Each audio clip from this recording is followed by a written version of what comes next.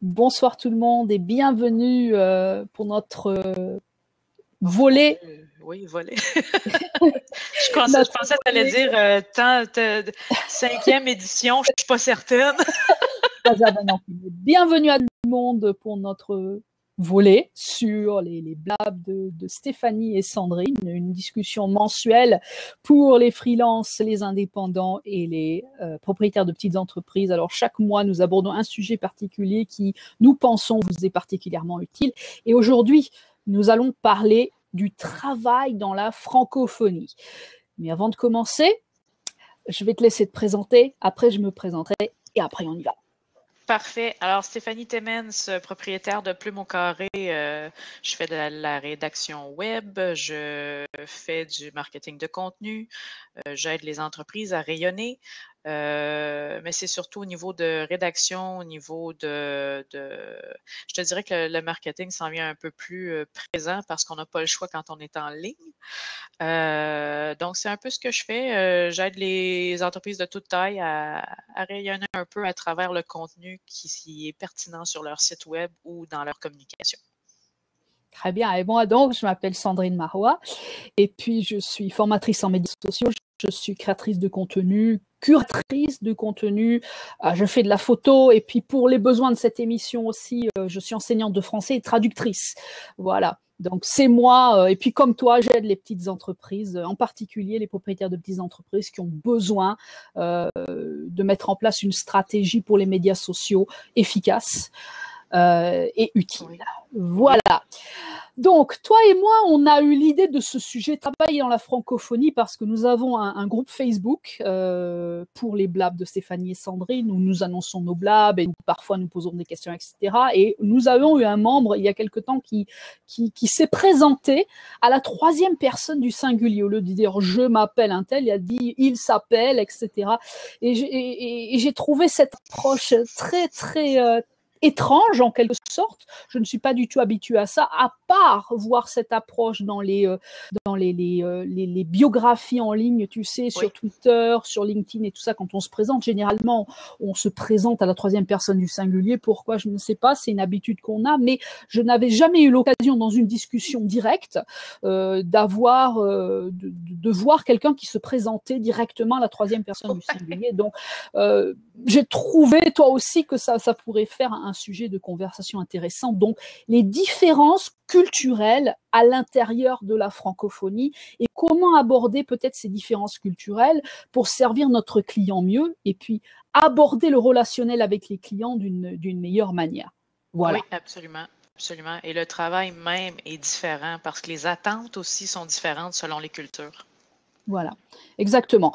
Alors, tout d'abord, j'aimerais, pour les besoins de cette émission, qu'on définisse un peu ce que c'est que la francophonie, parce qu'il y a beaucoup de gens qui n'ont pas trop d'idées. C'est comme un peu les anglophones, les francophones, etc. Donc, il y a les Français comme moi, comme vous pouvez l'entendre, je suis née en France, mais j'habite au Canada depuis 13 ans, et il y a les francophones et il y a les francophiles. Les francophones, ce sont toutes les personnes qui sont nées en dehors de la France, mais qui ont le français comme langue maternelle. Donc, par exemple, comme toi, comme quelqu'un qui habite au Canada, qui parle le français comme langue maternelle, un franco-canadien. Et puis, il y a les francophiles, qui sont les gens qui n'ont pas le français pour langue maternelle, qui l'ont pour deuxième langue, troisième langue, quatrième langue, etc., mais qui aiment beaucoup la culture française, francophone, etc. Et ça fonctionne pareil pour tout ce qui est de l'anglais. Il y a les Anglais qui vivent en Angleterre, il y a les anglophones, donc par exemple moi, pardon, pas moi, les anglophiles, moi, et puis les anglophones, les gens qui habitent aux États-Unis, les gens qui habitent au Canada, etc. Voilà. Donc la francophonie, c'est un monde très vaste. Le français est l'une des seules langues au monde qui est parlée sur tous les continents, à part évidemment l'Antarctique. Il y a des pingouins là-bas, mais on est entre 250, il y a entre 250 et 270 millions de francophones, et ça inclut les Français évidemment, dans le monde. Donc c'est une variété, un monde vaste, avec une grande Oui, ben merci de spécifier. J'aurais pas cru. Pas cru que c'était aussi présent, honnêtement. Voilà. Donc, toi, tu travailles, est-ce que tu travailles exclusivement avec des gens du Québec ou alors c'est un peu dans le Canada, il y en a en Europe, etc. Dis-nous un peu. Personnellement, depuis que je suis à mon compte, c'est uniquement ici au Québec, même si mes clients, il y en a qui sont situés dans le reste du Canada et qu'eux traitent avec des gens qui sont en Europe.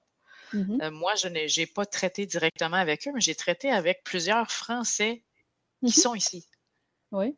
Et déjà, le fait d'être justement comme toi, française, la communication n'est pas pareille, le vocabulaire n'est pas pareil, les structures de phrases sont pas pareilles. Donc, quand on fait de la rédaction, à la base, c'est déjà pas une difficulté, un défi, parce que ce qu'on peut juger excellent peut être pour eux très ordinaire et ce qu'on peut juger correct peut être pour eux pile ce qu'ils veulent. Fait que c'est vraiment pas pareil. Donc, mais principalement, ils sont ici, mais je te dirais qu'il y a plusieurs Français qui sont entrepreneurs. Donc, peut-être un peu plus de guts. Mais par exemple, au niveau de comment tu abordes le relationnel avec ces gens, comment tu abordes le travail, quelles sont les différences principales que tu as notées? Comment j'aborde le travail? Je te dirais que personnellement, je fais pas de différence entre un et l'autre. Moi, je suis authentique, donc je les approche de la même façon. Par contre, je m'adapte au fur et à mesure parce que les Français sont plus pointilleux, vont demander plus de modifications, vont beaucoup plus prendre de recul, analyser, relire, revenir et échanger. Comment je te dirais ça? J'ai trouvé qu'il y a un esprit collaboratif différent parce que si je prends une cliente avec qui j'ai travaillé qui s'appelle Corinne Béguerie, qui travaille justement au niveau de l'immigration des gens, cette personne-là te demandait tout le temps qu'est-ce que toi t'en penses? Tu sais, ils font pas juste amener des idées, ils veulent échanger. Fait qu'il y a tout le temps beaucoup d'échanges, de discussions, tandis que ici, au Québec, ce que j'ai réalisé avec la clientèle, c'est que souvent, tu te donnes un travail. S'il y a une modification, s'il y en a une, sinon, il n'y en a pas d'autre. Comme si on se satisfaisait de ça, puis on faisait confiance, mettons que c'est ça qui est le travail pour lequel on a payé, mettons. Puis les gens s'en remettent beaucoup plus, je te dirais, aux autres. Je ne sais pas si c'est une question de confiance. Je ne pense pas que c'est ça. Je pense plutôt que c'est une question de différentes facettes, différentes façons de l'aborder. Je ne sais pas si toi, tu as remarqué s'il y a cette différence-là. Mais moi, c'est réellement chaque fois que j'ai travaillé avec des Français, j'ai trouvé que c'était un échange, beaucoup de discussions, beaucoup plus. Et ça, je l'attribue à… C'est une différence culturelle. On est en France, les Français, on est, comme tu disais, on est très pointilleux, on est très à cheval sur le détail, on est très formel dans notre approche au travail. Mais ça ne veut pas dire, c'est pas une comparaison par rapport au Canada qui n'est pas où il n'y a pas des gens qui ne veulent pas du travail bien fait. Hein, c'est pas ça que je veux dire. Non, parce que j'en ai. Non, effectivement, ça dépend. Mais question générale. Voilà, c'est vraiment une différence culturelle où en France, on est plus pointilleux, on est plus sur le détail, on est plus formel. Et au Canada, on est beaucoup plus informel, on est beaucoup plus relax, on est beaucoup plus détendu dans l'approche, comprend. Et comme tu disais, on donne plus de confiance et plus de responsabilité finalement à la personne qui fait le travail pour toi. On a tendance à lui laisser un peu plus de responsabilité qu'en France où on est beaucoup plus cadré, où on t'a donné une tâche spécifique, tu ne peux pas en sortir sans avoir demandé la permission avant. Donc, c'est une des choses les plus difficiles à laquelle j'ai dû faire face quand je suis arrivée ici, parce que je suis habituée à un cadre de travail très strict. Et puis moi-même, par rapport à ma culture, je suis très stricte, je suis très carrée dans ma façon d'approcher le travail. Et puis, je suis arrivée face à des gens qui me faisaient confiance immédiatement. Et puis, des choses qui me paraissaient médiocres. C'est fabuleux, c'est génial ce que vous avez fait. Je suis toujours habituée à travailler avec des gens quand j'étais en France qui me disaient « Ouais, c'est bien, mais tu pourrais faire mieux ». Oui, voilà, tout à fait. on pourrait toujours, il y a toujours ce truc de faire mieux, de faire mieux, de faire mieux. Ce qui ne veut pas dire qu'au Canada, c'est pas les gens aiment le médiocre, mais c'est une façon de penser, une façon de faire qui est différente, où on cherche beaucoup plus dans le détail, où en France, on va s'attacher beaucoup plus à des détails qu'ici, on y aurait, bon, d'accord, ouais, non, c'est pas très utile. Donc, on se projette de manière différente. Voilà, je pense que c'est une meilleure façon de dire les choses.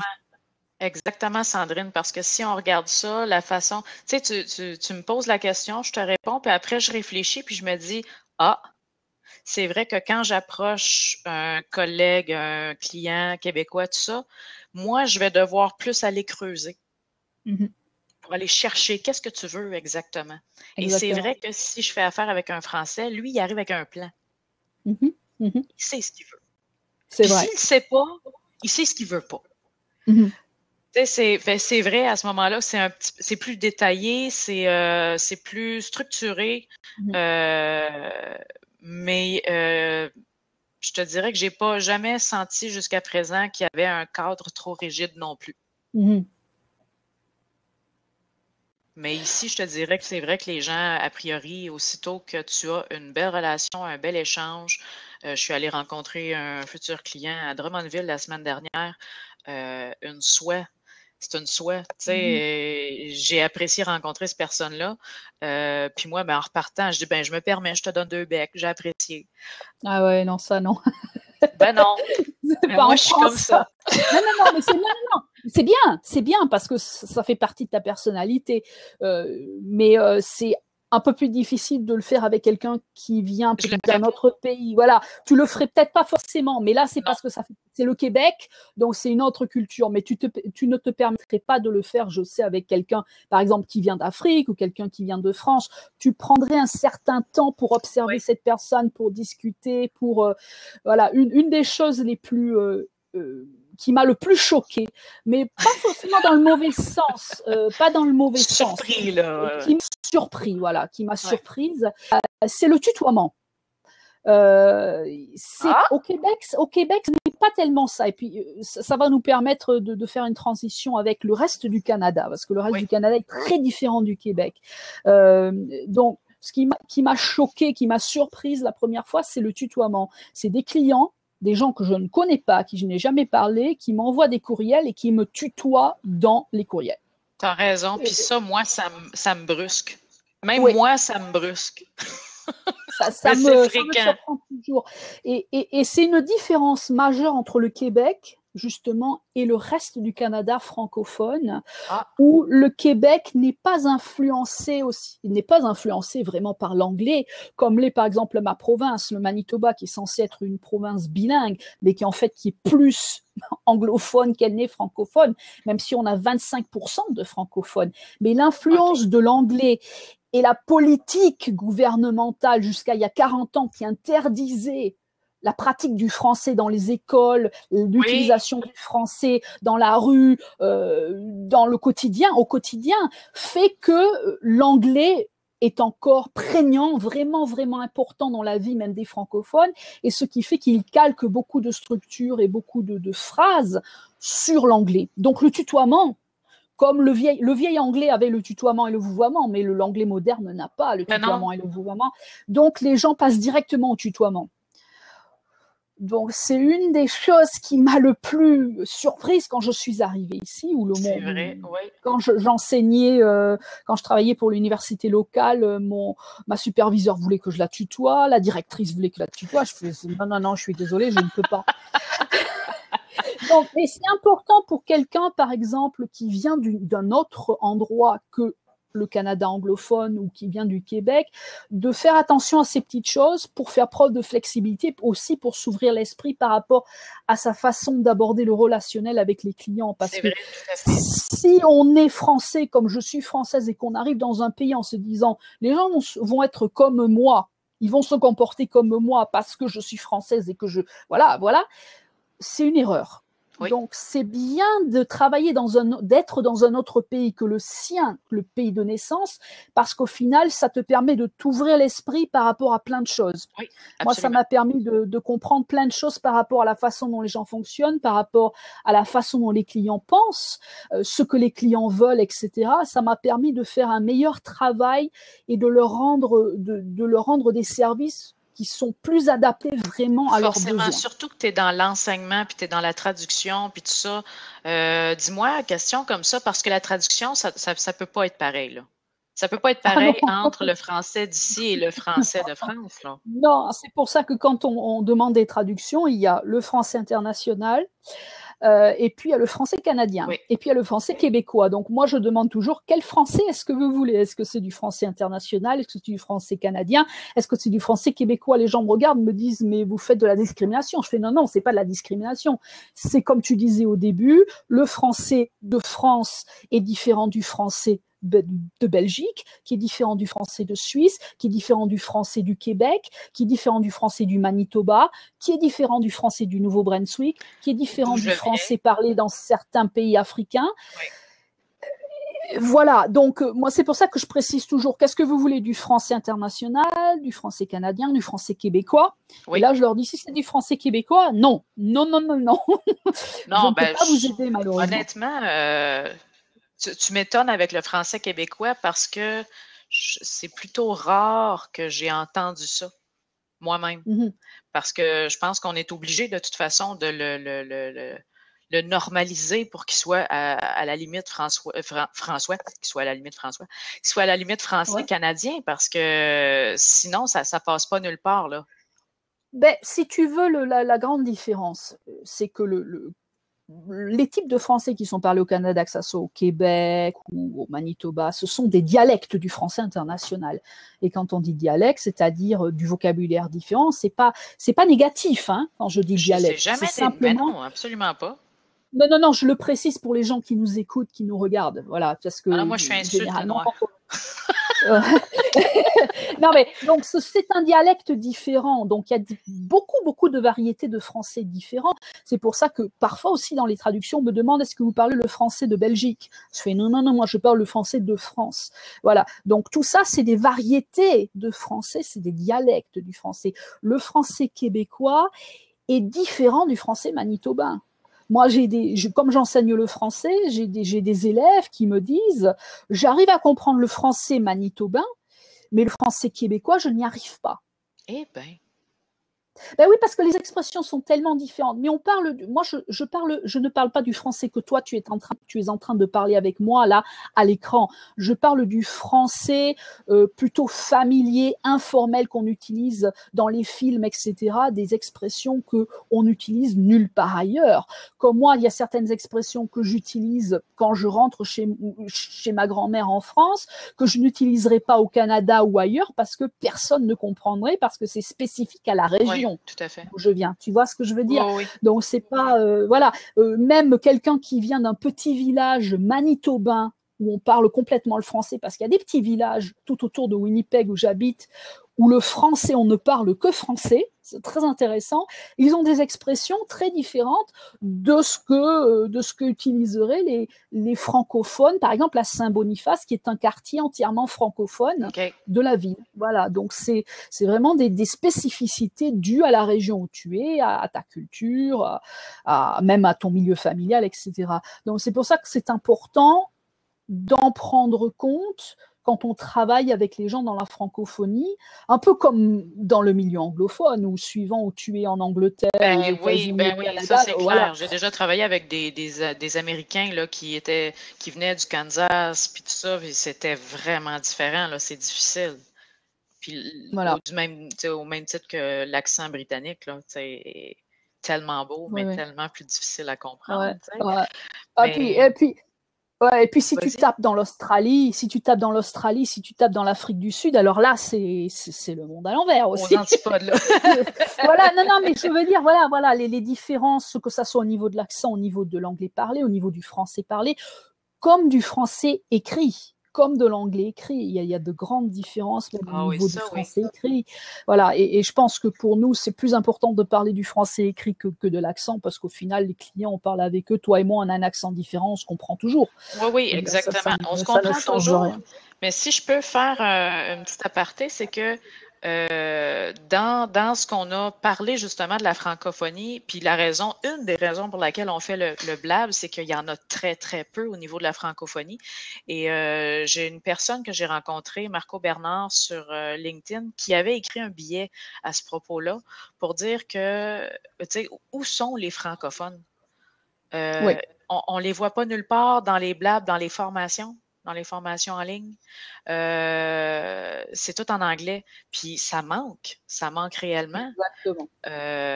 Parce que c'est pas nécessairement qu'on ne comprend pas l'anglais.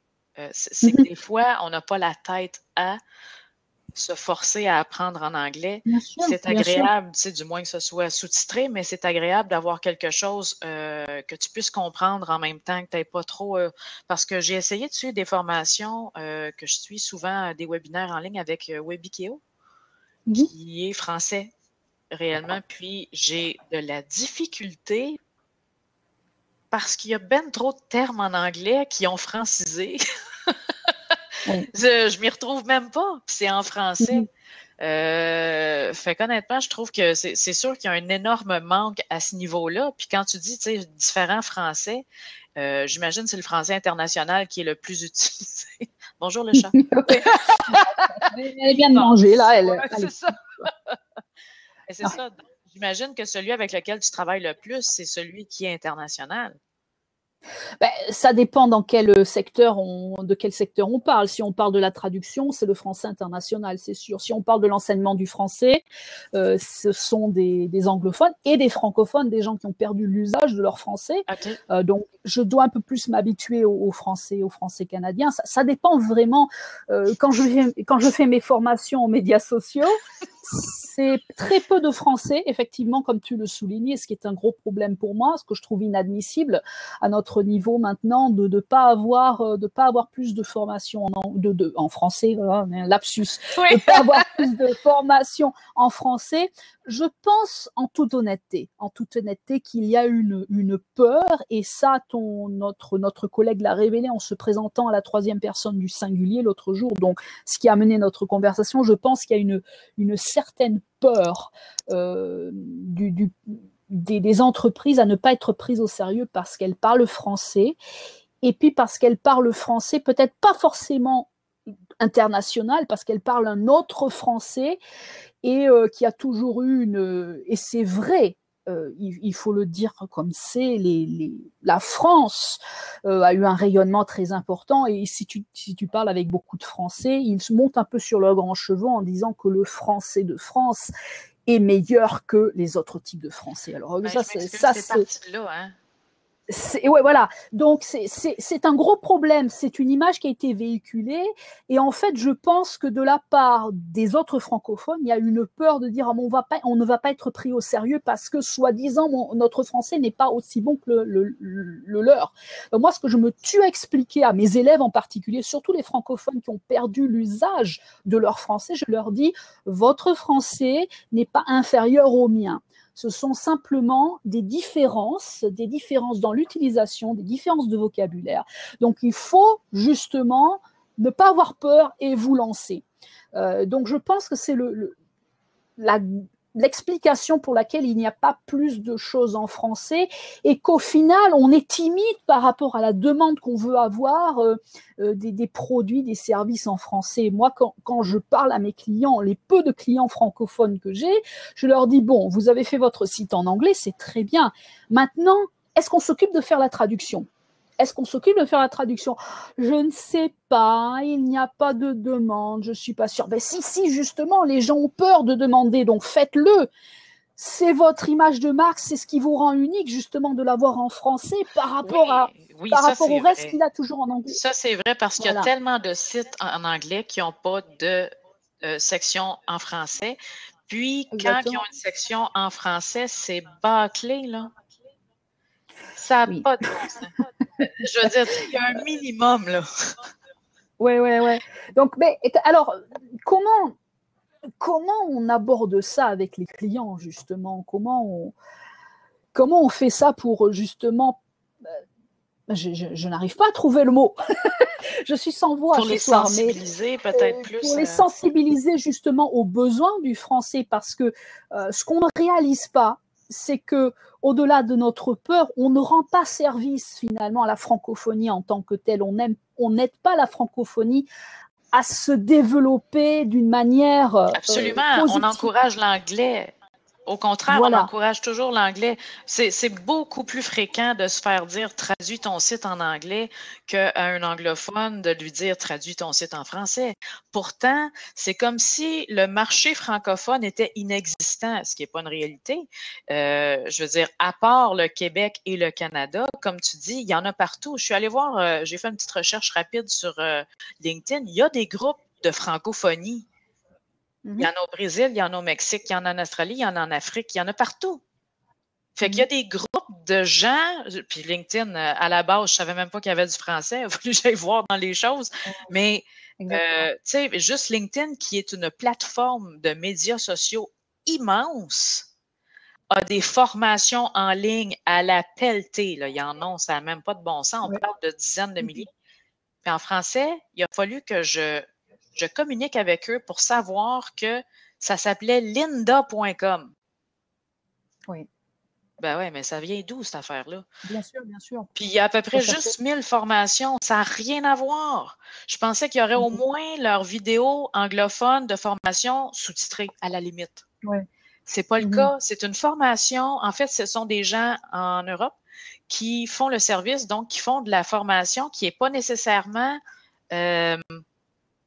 internationale, je te dirais. Donc, il y a tout le temps cette problématique-là. C'est comme s'il n'existait pas de marché francophone. Pourquoi juste développer ça à petite échelle, même sur une plateforme comme LinkedIn? C'est quand même spécial, là. Fait que oui, c'est d'aborder le client en lui disant c'est des statistiques. Il va falloir sortir des statistiques. Il va d'ailleurs falloir écrire des blogs là-dessus pour dire, et c'est déjà arrivé parce que j'ai une cliente en traduction qui a demandé des blogs, puis justement, on parlait de statistiques, puis du fait que quand il y a des grands événements, par exemple, puis que tu ne traduis pas dans la langue des touristes qui peuvent arriver, puis qu'il y en a une minorité peut-être francophone, mais qui est là quand même et qui va être intéressé si tu as toute l'information dans sa langue. Donc, tu te prives d'une clientèle X à chaque fois que tu omets de mettre ça en français. Mais c'est dur de faire entrer ça dans la tête des anglophones, là, sincèrement. Oui, parce que je pense qu'au niveau du contexte anglophone, c'est un peu les conquérants, si tu veux. Oui, donc les conquérants ont toujours l'impression que il n'y a que, un peu comme un Français, moi je vais te dire en toute honnêteté, un Français moyen qui part en vacances, qui va faire le touriste dans les pays étrangers, en général, c'est un enfer. Pourquoi? Parce que pourquoi la nourriture n'est pas comme chez moi? Pourquoi il n'y a pas ça comme chez moi? Pourquoi il n'y a pas des châteaux comme chez moi? Pourquoi les maisons ne sont pas comme chez moi, etc. J'en sais quelque chose parce que j'ai eu des amis qui sont venus me rendre visite ici, plusieurs, et ça s'est pas très très bien passé. C'était des critiques. C'est pourquoi c'est moins cher que chez moi, pourquoi chez moi je paye plus, pourquoi la nourriture n'est pas aussi bonne que chez moi, etc. Donc si tu veux, c'est l'état d'esprit conquérant du conquérant qui va dans un pays, qui va quelque part en se disant, de toute façon, c'est nous les plus beaux, c'est nous les plus intelligents. Donc pourquoi est-ce qu'on ferait un effort? Et ça, c'est un gros problème. Et comme tu dis, c'est quelque chose qui devient de plus en plus problématique parce qu'à savoir qu'on est 250 ou 270 millions de personnes qui parlons le français de manière comme langue maternelle. Oui, donc c'est pas une deuxième langue, là. Ouais. Et si mes souvenirs sont bons, si tu veux une statistique justement, je crois que sur Twitter, le français est la 4e ou 5e langue la plus parlée.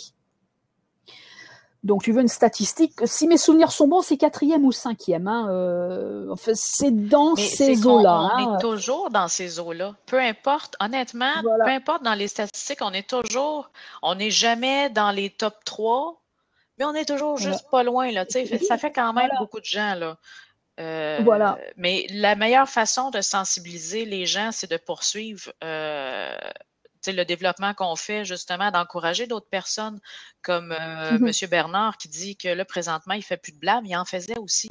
Et c'est ce qui m'a beaucoup intéressée parce que c'est la première fois que j'en voyais d'autres. Là, j'ai fait, oh mon Dieu, en français, c'est extraordinaire. Là, il a arrêté pour un moment, puis il va recommencer. J'ai dit, je vais y aller, hein, je vais les écouter, ça va me faire plaisir parce que je n'en vois pas. Mais ça dépend des sujets, on s'entend. Je veux dire, il y en a sur des sujets qui… Bien sûr. Bon, sur un peu tout, mais au niveau de l'entrepreneuriat, particulièrement, vu que c'est le but de nos blabs, c'est totalement absent. Puis, quand je lui ai indiqué qu'on faisait ça, il dit, je vous félicite de votre initiative. Puis poursuivez, surtout poursuivez, tu sais. Bien sûr. Parce que… Ouais, non. Et puis, je pense que c'est aussi important, nos blabs en particulier, toi et moi, parce qu'on vient de deux milieux différents. Moi, je suis française, donc la France a une réputation spécifique. Toi, tu es québécoise, tu viens du Canada, qui est sur un autre plan, et puis moi je vis au Canada, donc c'est bien de jeter un pont entre ces deux cultures, parce qu'au final, c'est vrai que la France n'a pas toujours une bonne réputation au niveau de la façon dont elle transmet son information, au niveau de sa façon de parler des autres pays francophones, des autres régions francophones. Mais c'est une réputation, je veux dire, tu sais, c'est la même chose pour nous, on n'a pas une réputation très… comment je pourrais dire ça? Je veux dire, on passe pour des ticounes qu'on dit en québécois. Là. Souvent, on passe pour des gens qui ont peu de culture, on passe pour des gens qui ont peu de connaissances, qui s'expriment mal.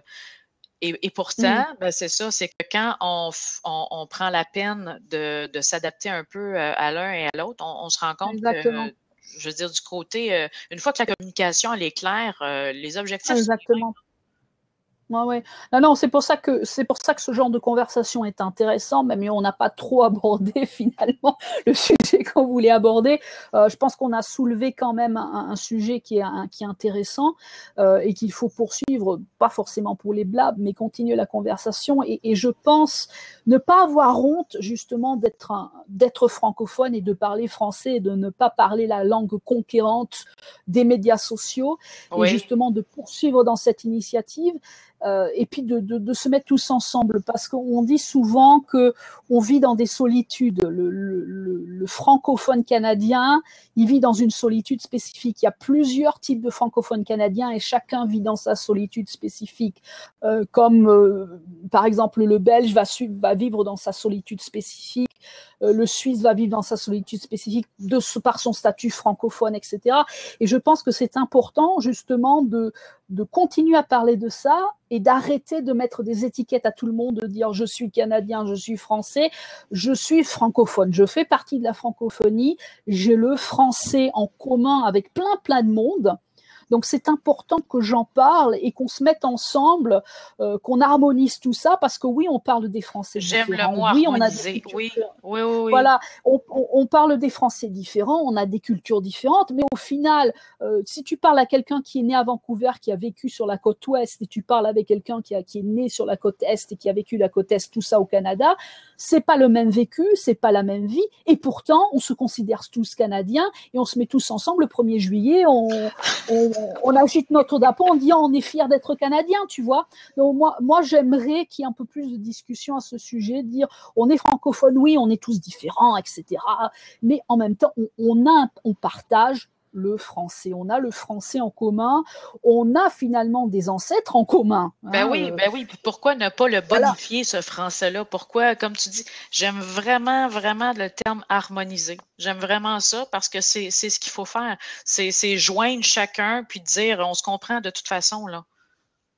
Exactement. Et je pense que toi, moi, comme les autres personnes qui parlent français, que ce soit des francophones, des francophiles, des Français, c'est important, comme tu le disais tout à l'heure, d'éduquer finalement, que ce soit les clients francophones, comme les clients anglophones, au bienfait justement d'utiliser le français, pas forcément dans tous les posts que tu mets en ligne, etc., mais au moins avoir un site qui est traduit pour que les gens sachent où aller pour justement ouvrir tes portes pour avoir plus de clients. Parce que même si dans les médias sociaux, tu publies pas des choses en français, que tu préfères rester en anglais, il faut au moins qu'il y ait une partie de ta présence qui soit en français pour dire aux gens, nous incluons tous les types de clients possibles. Ça aussi, c'est important. Oui, dis-moi, c'est drôle que tu abordes ça parce que on s'entend, tu es française, ton anglais est extraordinaire, tu sais. Non, non, mon Dieu, ça n'a pas de bon sens. Écoute, c'est too much, là. Puis, qu'est-ce qui fait? C'est parce que tu es à Winnipeg que tu n'as pas eu le choix, c'est ça? D'aller en anglais? C'est pourquoi que tu as choisi? Non, moi j'adore l'anglais. Je suis passionnée par l'anglais depuis très longtemps. Bon, j'ai appris l'anglais à l'école. Je suis rentrée en 6e année. J'ai appris l'anglais en école. Bon, la 6e année, c'est l'équivalent de la 6e en France. Hein, quand je suis rentrée au collège, pour vous donner une petite idée à ceux qui écoutent.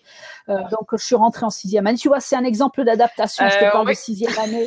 Voilà. Donc, à partir de la 6e année, 7e année, 8e année, etc., jusqu'à ma 12e année, on a étudié l'anglais à l'école, au collège, au lycée, mais c'était pas, les enseignants n'étaient pas très bons et je n'aimais pas l'anglais. Un de mes professeurs m'a dit, c'était en 8e année, il a dit oui à ma mère, la première réunion parents-professeurs de l'année, il a dit à ma mère, si votre fille arrive à parler anglais un jour, je me fais curé ou moine. Il a dit quelque chose comme ça, c'est un cas désespéré. Bon, mais à l'époque, je n'aimais pas l'anglais.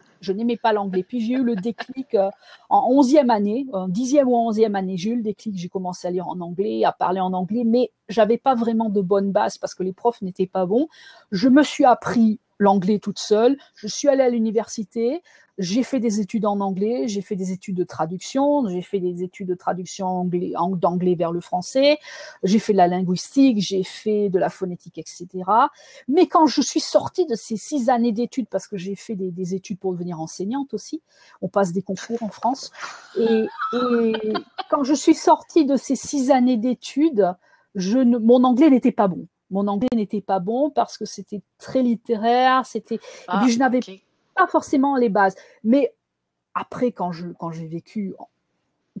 commencé à vivre au Canada, après, j'étais dans un contexte anglophone toute la journée, à part évidemment le contexte francophone, puisque j'ai commencé ma carrière en tant qu'enseignante de français, mais je travaillais avec des anglophones, la majorité c'était des anglophones, donc des gens qui avaient besoin d'entendre un peu d'anglais pour pouvoir faire des parallèles. Oui. Et même là, c'était difficile parce que les gens n'apprennent pas la grammaire à l'école, même de l'anglais ni du français. Donc, c'est très difficile de faire des parallèles entre l'anglais et le français, etc.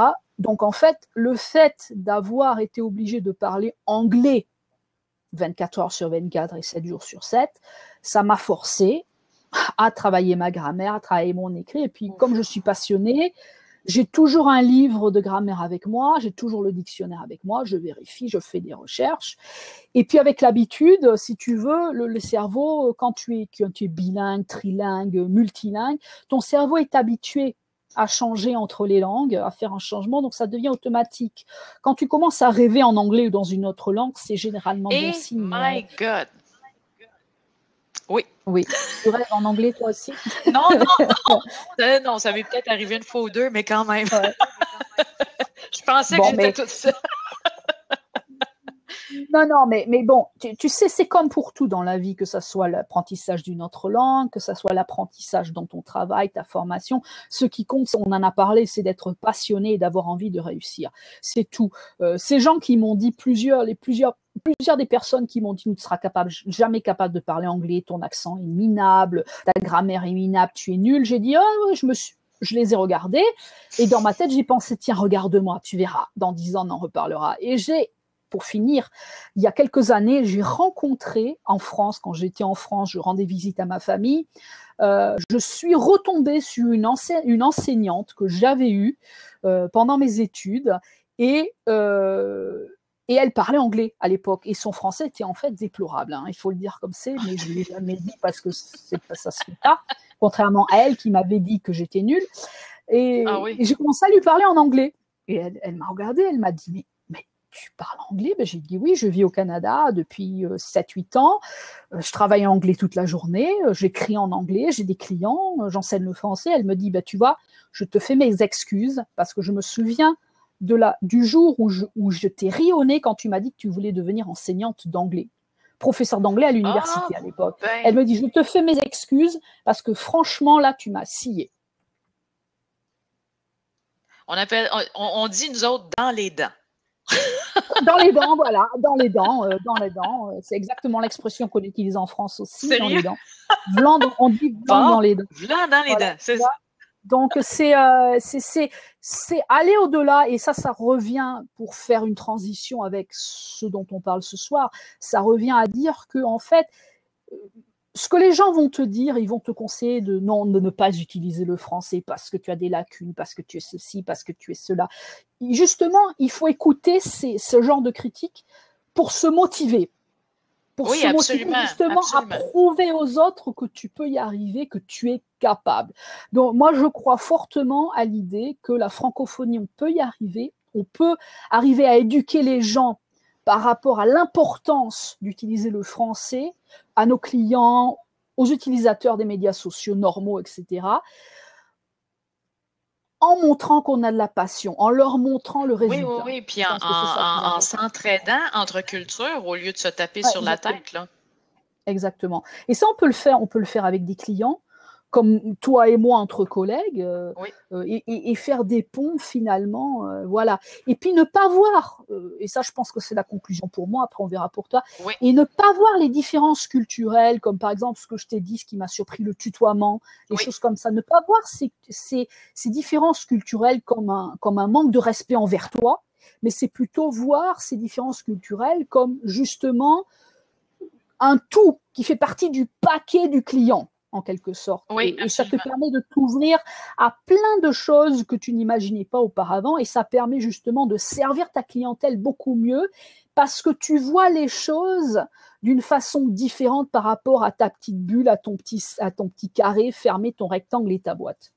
Oui, exactement. Donc oui, garde, tu as entièrement raison parce que quand tu disais que vous êtes cadré, qu'on l'est moins, tout ça, en réalité, il faut juste faire une bulle, rentrer tout dedans, puis juste faire en sorte de se comprendre. C'est à partir du moment où on se comprend, il y a moyen de s'adapter. L'adaptation est super importante, que ce soit moi au niveau de quelqu'un qui est français ou le contraire. Tu sais, je veux dire, il faut aussi qu'on approche, comment je te dirais, je vais conclure en disant, les Français sont beaucoup moins portés à nous approcher que nous à les approcher.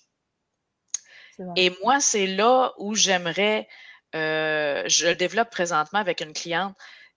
Quand nous, on réussit à aller chercher la France, l'Europe, tout ça, c'est une fierté parce que c'est une acceptation. Parce que c'est signe qu'on est capable de, sur des bases professionnelles, être en mesure de s'entendre malgré la distance, malgré les différences, malgré les différences aussi au niveau de la communication. Mais c'est ça, nous, on est beaucoup plus portés. Fait que moi, je dis juste continuons parce que ça vaut pas la peine de se priver de ces marchés-là. Ça vaut pas la peine. Là. Exactement. Et puis, au-delà des marchés, c'est aussi se priver de belles rencontres. Ben oui. De belles rencontres, parce qu'un client, au début, c'est un client, mais ça peut aussi devenir à l'avenir un partenaire important dans ton entreprise, et puis ça peut aussi devenir un ami. Oui, puis ça peut être un mentor, puis ça peut... Tu sais, là, les expériences sont différentes. Oui. Exactement. Et puis, dernière chose pour moi, c'est ne pas hésiter à poser des questions, parce que votre client ou la personne à laquelle vous rendez les services, la personne que vous aidez, ne peut pas être dans votre tête. Donc, absolument. Il ne peut pas savoir que vous ne comprenez pas, parce que ce qui paraît évident à un client ne l'est pas forcément pour vous. Vous n'êtes pas médium. Hein. Donc, n'hésitez pas à poser autant de questions que possible, parce que peut-être que c'est embêtant pour un client. Mais en fin de compte, c'est une preuve d'intelligence poser des questions. Donnez un travail beaucoup plus précis, beaucoup plus détaillé et beaucoup mieux en fin de compte. Au lieu de travailler sur quelque chose en se disant je vais faire le meilleur que je peux pour lui montrer que c'est bon quand on n'a pas compris. C'est pour éviter de travailler pour rien, pour éviter de revenir, pour éviter d'avoir des frictions parce que c'est pas exactement ce que le client voulait. Je suis entièrement d'accord. C'est nécessaire. C'est vraiment essentiel. Voilà, c'est la conclusion. C'est la conclusion de notre blab. C'est la conclusion de ce soir, de notre blab. On est pas trop rester dans le sujet, mais enfin, on a parlé, mais je trouve que c'est bien quand même ce qu'on a. Oui, je pense que c'est le fun de l'aborder, juste de l'aborder comme ça. Peut-être qu'on pourra aller plus en détail une autre fois, mais il reste que c'est important de dire que il faut qu'on maintienne tout ça, là. Qu'on maintienne ça. Je suis d'accord avec toi. Bon, ma chère Stéphanie, je te remercie. Comme d'habitude, je te remercie aussi. Jointe à moi. Moi, ça fait juste en sorte qu'on a une rencontre mensuelle, toi puis moi. C'est bien, c'est sympathique. Merci à tous. Merci à tous ceux qui nous ont écoutés. Et merci à tous ceux qui nous écouteront, parce que je vais mettre je téléchargerai le blab sur YouTube et puis sur ma page Facebook, et puis je mettrai dans le groupe aussi. Donc, merci à tous d'être venus, d'avoir écouté ce soir, d'avoir regardé. Merci à toi, Stéphanie. Il ne faut pas hésiter à donner de vos commentaires, en fait, à donner vos opinions. Pas tant commentaires que opinions sur ce sujet-là. À savoir la facilité ou la difficulté d'approcher différentes cultures francophones au niveau du travail. Là. Exactement. Bonsoir à tout le monde. Bye bye. Et nous vous donnons rendez-vous au mois d'août, le 2e mardi du mois d'août. Voilà. À bientôt. Au revoir. Bye bye.